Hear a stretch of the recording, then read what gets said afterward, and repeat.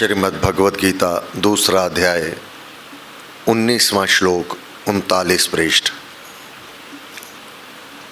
श्रीमद् भगवद गीता 39 पृष्ठ दूसरा अध्याय 19वां श्लोक। ओम नमो भगवते वासुदेवाय नमः। ओम नमो भगवते वासुदेवाय नमः। भगवान श्री कृष्णचंद्र जी महाराज अभी तक अर्जुन को निमित्त बनाकर हम सबको विस्तार से समझा चुके हैं। हे प्यारे, तू आत्मा है, तू शरीर की चिंता छोड़ दे। यह तो घटने बढ़ने वाला और जन्म और मृत्यु को प्राप्त होता ही है। यह विधाता का विधान है, यह विश्वात्मा का विधान किसी से भी टाले नहीं टल सकता। अपने वश से बाहर की चिंता करना तुझे उचित नहीं है। यह जन्म और मृत्यु तेरे वश में नहीं है, इसलिए इसकी चिंता करना भी तुझे अनुचित ही है। यह विस्तार से भगवान कह चुके हैं। जब तक आत्मा का ज्ञान नहीं होगा, मानव दुखों से बाहर हो ही नहीं सकता है। जिस दिन आत्मा का ज्ञान हो गया, अब सुख और दुख एक समान हो जाएंगे, क्योंकि यह प्रकृति का नियम है। आज तक ऋषि, मुनि, संत, महात्मा कोई भी दुखों से नहीं बच पाया है। उनके जीवन में भी बाधा आए हैं। क्या ऋषि विश्वामित्र जी के जीवन में बाधा नहीं आई? रघुनाथ जी को लेकर जाना पड़ा अपने यज्ञ की सिद्धि के लिए। क्या उनके यज्ञ में, पूजन में विघ्न नहीं आए? क्या उनके जीवन में बाधा नहीं आई? कोई भी अनादिकाल से, चाहे कोई ऋषि है, मुनि है, सिद्ध उपासक है, उसके जीवन में सुख और मन के विपरीत समय अवश्य दस्तक देता है। यह शरीर के साथ जुड़ा हुआ है। हम सब जितने भी इस संसार में हैं, अपने प्रारब्ध साथ लेकर आए हैं। प्रारब्ध भोगे बिना छूटे नहीं शरीर। अपार धन दौलत, अपार सुख कि ये कर्मों का परिणाम है। निर्धनता, अभाव, ये भी किए कर्मों का परिणाम है। जिस दिन ये समझ आ गया, मानव दुख में दुखी नहीं होगा और सुख में अभिमानित नहीं होगा। कब? जब उसे आत्मा का ज्ञान हो जाएगा। अब आत्मा का ज्ञान, आत्मा इतनी सूक्ष्म है, इतनी सूक्ष्म है, इसको नहीं देखा जा सकता। जैसे साधारणतः हम इस वनस्पति वर्ग को देख लेंगे, मानव को देख लेंगे, परंतु मन को देखना कठिन है, बुद्धि को देखना कठिन है। उसके व्यवहार को देखते हैं। यहां तक कि खुर्दबीन की आवश्यकता होती है जब ब्लड को एनालाइज करना होता है, उसका सैंपल लेकर कि उसमें क्या क्या है, रोग का पता करवाने के लिए, तो वह इन चरम चक्षुओं से नहीं दिखाई देते। खुर्दबीन की आवश्यकता पड़ती है, एक मशीन की आवश्यकता पड़ती है, उसमें आंख लगा करके देखा जाता है कि इसमें क्या क्या है। परंतु आत्मा उससे भी सूक्ष्म है। कोई भी खुर्दबीन से वह आत्मा नहीं देखी जा सकती। वह वर्णनातीत है, उसका पूर्ण रूप से वर्णन भी नहीं किया जा सकता। हां, जिसको इसका ज्ञान होगा वह इसको अनुभव करेगा। अब अनुभव वह है जिसके लिए शब्द नहीं होंगे, वह है आत्मा। शब्द समाप्त हो जाते हैं क्योंकि वह इस लोक की वस्तु ही नहीं है। तो फिर इस लोक के शब्द उसको कैसे डिफाइन कर देवेंगे, कैसे उसको समझा देवेंगे? उस आत्मा को कैसे जाना जाता है? यह देह चल रहा है, शरीर चल रहा है, सांस ले रहे हैं। यह सांस शरीर को जीवित रखने के लिए नहीं है, इसका शासक स्वामी है आत्मा। सांस, ये वायु अपने स्वामी की सेवा में लगे हुए हैं। ये प्राणों का आना जाना।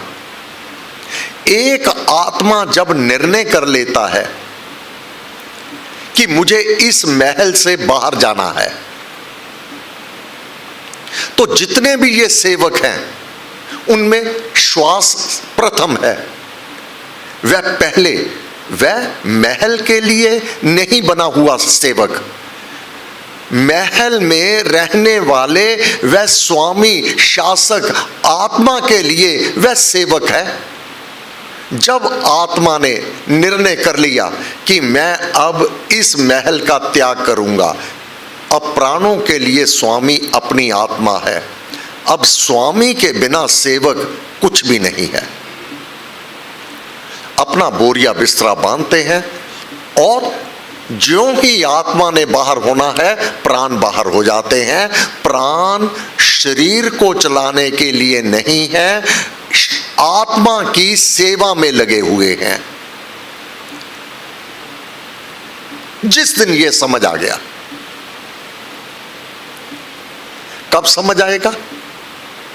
जब शरीर का मोह समाप्त हो जाएगा, आत्मा से प्रीति हो जाएगी। शरीर में रहता हुआ आत्मा श्वासों से जाना तो जाता है परंतु देखा नहीं जाता, क्योंकि जब तक आत्मा भीतर है ये अंग काम करते हैं, क्योंकि वह इस शरीर का स्वामी है।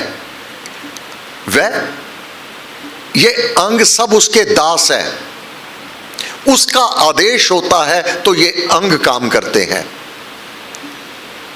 वह है तो सेवा में श्वास और हृदय इत्यादि सभी उसकी सेवा में लगे हुए हैं।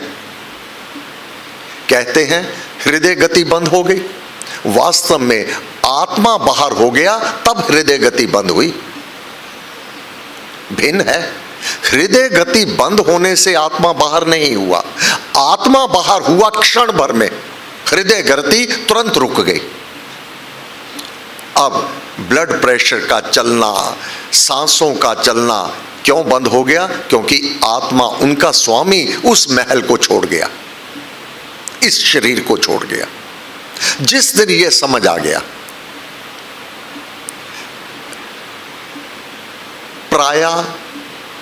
प्राणी इस देह को ही सर्वस्व मान बैठता है। यही भारी भूल है। हम सब आत्मा हैं, हमें वस्त्र प्राप्त हुआ है। जब तक हम आत्मा चाहेगा इस शरीर में रहेगा। कोई क्राइटेरिया नहीं कि वृद्ध अवस्था में छोड़ना है, युवा अवस्था, प्रौढ़ अवस्था, किसी भी अवस्था में आत्मा निर्णय कर सकता है कि मुझे अब इस देह में नहीं रहना। किसी समय भी वह उसको छोड़ देगा। उसी को हम मृत्यु कहते हैं। जबकि मृत्यु और जन्म शरीर का है, आत्मा का नहीं। आत्मा के आने से जन्म, आत्मा के बाहर हो जाने से मृत्यु।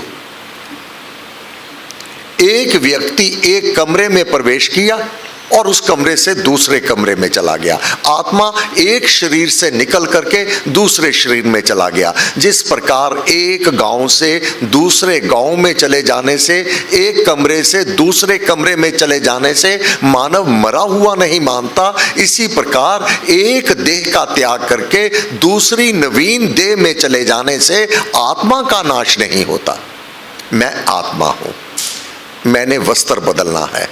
जब ये समझ आ गया, अब बाहर के परिवर्तन दुखदायी नहीं रहेंगे, क्योंकि अब आत्मा से प्रीति होके मैं अपनी आत्मा को उच्चतम अवस्था में कैसे ले जा सकता हूं, वह कर्म मानव करने लगता है। जब तक बुरे भावों से विरक्ति नहीं होगी, आत्मा से प्रीति नहीं होगी। आत्मा को मानव समझेगा ही नहीं कुछ। शारीरिक संबंधी पांचों विषयों में विचरने वाला आत्मा को नहीं जान सकता। यह दुनिया अलग है, आत्मा की दुनिया ही अलग है, जो वास्तव में हमारी दुनिया है। शरीर यही रह जाना है जिसके साथ इतना मोह करते हो। जो इस शरीर से मोह सगे संबंधी करते हैं, एक प्राण निकल जावे, इसका स्वामी बाहर हो जावे, वह भी प्रेत प्रेत कह करके भागेंगे। एक दिन भी फालतू अपने घर में नहीं रखेंगे, क्योंकि स्वामी नहीं है।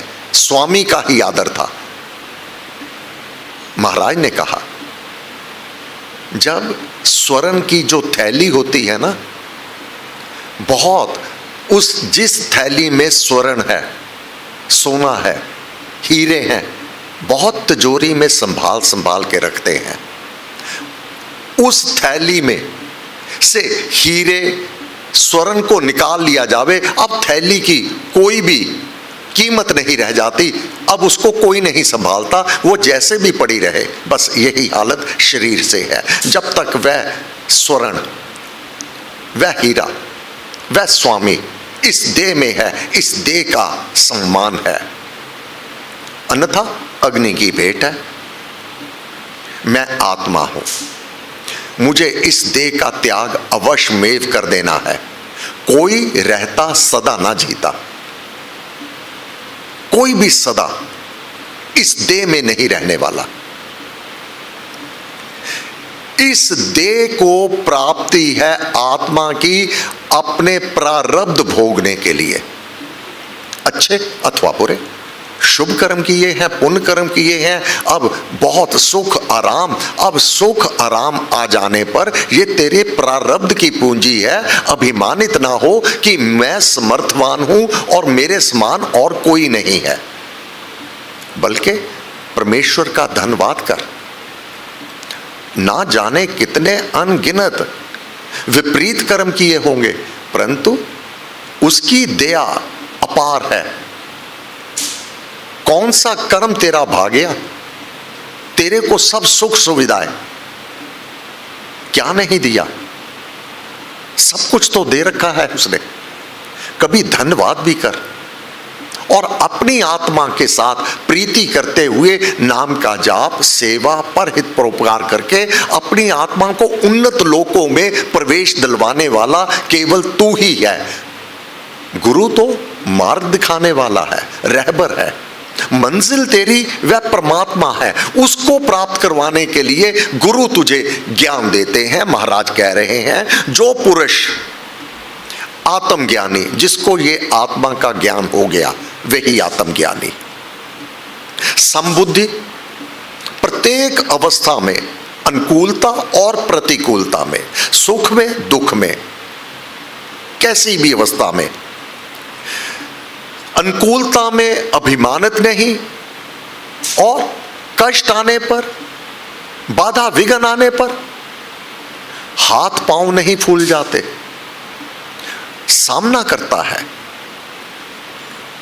कोई भी व्यक्ति ऐसा नहीं है जिसके जीवन में केवल सुख ही होंगे, दुख कभी भी नहीं होगा। और ऐसा एक भी व्यक्ति नहीं है जिसके जीवन में केवल सदा दुख होंगे, सुख एक भी नहीं होगा। ये क्रम सृष्टि नियम चलता रहेगा, सुख के बाद दुख, दुख के बाद सुख। ये समबुद्धि रह जाना कि ये तो प्रकृति का नियम है, ये प्रति क्षण सरकती चली जाती है। राग द्वेष हो रहत, राग द्वेष अनुकूलता में अभिमानित नहीं, उसको पकड़े नहीं रहना, उससे राग अथाह प्रीति नहीं कर लेना, क्योंकि अगर राग करोगे, अथाह प्रीति करोगे, जब वह छिनेगी उतना ही अधिक दुखी होंगे। समवृत्ति बने रखना, ये प्राप्ति है, हे प्रभु तेरी कृपा है। छिन गया, हे प्रभु इतना ही संयोग था। जैसे किसी को कोई भी कांटा, छोटा सा कांटा लग जाए तो कितनी दुहाई मचा दे, कोई छोटा सा कट लग जावे कितनी दुहाई मचा देवे। और जो समबुद्धि है, उंगली भी कट गई, अलग हो गई, क्या कहेगा? आज ऐसा ही होना लिखा था, दुखी नहीं होगा। आज ऐसा ही विधान था, क्योंकि पत्ता भी हिलता नहीं, खिले ना कोई फूल। तेरी सत्ता के बिना हे मुदमंगल मूल, तेरी इच्छा के बिना तो कुछ नहीं होने वाला। अगर आज ऐसा मेरा ये नुकसान हुआ है, हानि हुई है, ये तो मेरा प्रारब्ध लिखा हुआ था। हे प्रभु, वह मैंने फल प्राप्त कर लिया। अब तेरी कृपा से, तेरी दया से मैं उत्तरोत्तरी उन्नति करता रहूं, घबराए नहीं, बल्कि और अधिक बाधा विघ्न आने पर और अधिक नाम का जाप करे और प्रभु की आशीष के लिए याचना करे। राग द्वेष रहित होकर अपना कर्तव्य पालन करता है तो वह ईश्वरीय नियम में एक निमित्त मात्र ही होता है। अपने कर्तव्य कर्म का पालन कदापि ना त्याग। तेरा पहला कर्तव्य है अपनी आत्मा का उद्धार। तेरा कर्तव्य है जो तेरे को कार्य सौंपा गया है, तू केवल चौकीदार है, साथ नहीं लेके जाने वाला। तेरा कारोबार, तेरी महल माड़ियां, तू चौकीदार है, इससे अधिक कुछ भी नहीं है। तू चौकीदार को सौंप देते हैं, जो केयर टेकर है, क्या वह मालिक हो गया? नहीं। जितना समय उसकी ड्यूटी है उसको करनी है, वह चला जाएगा। कैशियर के पास करोड़ों रुपए हैं बैंक के, क्या उसके हैं? उसके अधिकार में है, जिसको चाहे दे सकता है, परंतु उसका उत्तर देना होगा, हिसाब देना होगा। कैशियर के पास जो बैंक का पैसा है उसका नहीं है। इसी प्रकार ये जो कुछ तेरे पास है ये तेरा नहीं है।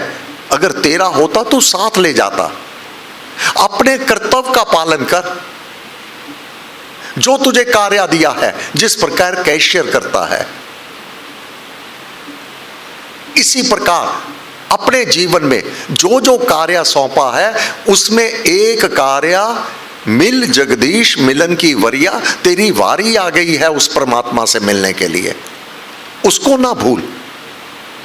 ये हानि, लाभ, जय विजय, जन्म मृत्यु, यश अपयश, इसके वशीभूत ना हो। यह तो एक के बाद दूसरा अवश्य प्राप्त होगा, एक समान नहीं रहने वाला। तू समबुद्धि होकर के अपने कर्तव्य कर्म का त्याग कदापि ना कर। सृष्टि नियम के महान यंत्र पर का एक पुर्जा ही माना गया है। ऐसे इस जन को जो मनुष्य मारने वाला जानता है और जो इसको दूसरे से मारा गया हुआ मानता है। अब यहां इस जन को, यहां आत्मा की बात हो रही है। शरीर मरेगा, आत्मा नहीं मरेगा। क्या कहा है? मैं आत्मा हूं, तू आत्मा है, तू शरीर नहीं है। शरीर का तो नाश होना ही है, परंतु आत्मा का नहीं होगा। अब आत्मा को मारने वाला और मरने वाला जो मानता है वह कुछ भी नहीं जानता। वह दोनों आत्मा को अथवा कर्तव्य धर्म के महत्व को नहीं जानते। कर्तव्य कर्म को, तेरा कर्तव्य क्या है, नहीं जानता। अगर तू आत्मा को एक व्यक्ति मर जाने से अब क्या परम पूज्य श्री स्वामी जी महाराज, परम पूज्य श्री प्रेम जी महाराज ने अपने उस विधाता के विधान के अंतर्गत अपने शरीर का त्याग किया, परंतु शक्तियां तो वह आत्मा आज भी उतनी ही बराबर उससे बढ़कर अपना कार्य कर रही हैं। पंच भौतिक धाम में भी राम नाम का प्रचार, लोगों को इस ओर लगाना, परहित परोपकार में रहना, पंच भौतिक के त्याग के पश्चात भी वह शक्ति बनी हुई है। अनुभव करते हैं साधक, गुरुदेव हमारे संग है और वह अपनी झलक भी दिखा देते हैं और दृढ़ता आ जाती है। यह आत्मज्ञानी तो ना किसी को मारता है, ना किसी से हनन किया जाता है। साधारण रूप से जन प्रायः देह को ही अपना आप मानते हैं। ऐसे मनुष्यों के कर्म जो अपने आप को देह मानते हैं, राग द्वेष और वैर विरोध से हुआ करते हैं, परंतु जो जन समभाव से कर्तव्य पालन करते हैं और जो अपनी अमर सत्ता के ज्ञान से जग जाते हैं, उनके कर्म आत्म भाव से, सृष्टि नियम से और कर्तव्य बुद्धि से होते जाया करते हैं। इसलिए वे आत्मदर्शी कर्तव्य कर्म करने के अतिरिक्त अन्य कुछ भी नहीं सोचते। जैसे नट की दृष्टि बांस के बोझ को बराबर रखने में लगी रहती है, ऐसे ही कर्म योगी समदृष्टि समबुद्धि की दृष्टि केवल कर्तव्य कर्म में गड़ी हुई हुआ करती है। वह मारने की बुद्धि से किसी को नहीं मारता, वह देह से अपने आत्मा को भिन्न मानता है। इस कारण वह किसी से मारा भी नहीं जाता। कर्म योगी का लक्ष्य केवल कर्तव्य पालन होता है। उसकी धारणा आत्म सत्ता में सदा निर्भ्रांत बनी रहती है। वह आत्मा को अनादि अनंत जानता है। वह यह समझता है कि मेरा अस्तित्व अनादि काल से निरंतर चला आया है, मेरा स्वरूप पुरातन है, परिणाम से रहित है। देह के हनन होने पर आत्म सत्ता का हनन नहीं होता। आत्म शक्ति तो देह के हनन होने पर उससे ऐसे बाहर निकल जाती है जैसे छिद्र हो जाने से मस्क में से वायु और कोश में से विद्युत निकल जाया करती है। ओम नमो भगवते वासुदेवाय नमः। ओम नमो भगवते वासुदेवाय नमः। सर्वशक्तिमते परमात्मने श्री रामाय नमः। सर्वशक्तिमते परमात्मने श्री रामाय नमः। सर्वशक्तिमते परमात्मने श्री रामाय नमः। सर्वशक्तिमते परमात्मने श्री रामाय नमः। सर्वशक्तिमते परमात्मने श्री रामाय नमः। सर्वशक्तिमते परमात्मने श्री रामाय नमः। सर्वशक्तिमते परमात्मने श्री रामाय नमः।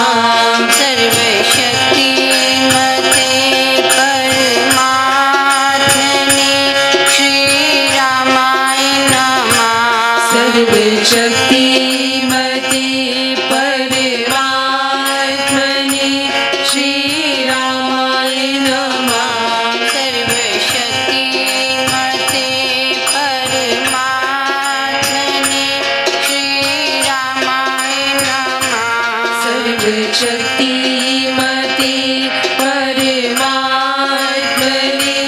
श्री रामाय नमः। सर्वशक्तिमते परमात्मने श्री रामाय नमः।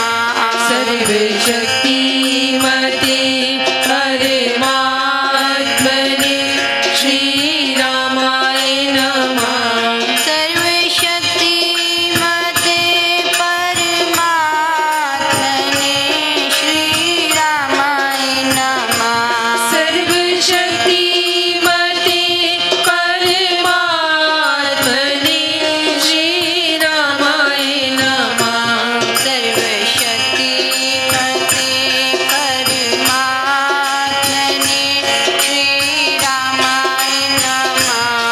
सर्वशक्तिमते परमात्मने श्रीरामाय नमः सर्वशक्तिमते परमात्मने श्रीरामाय नमः सर्वशक्तिमते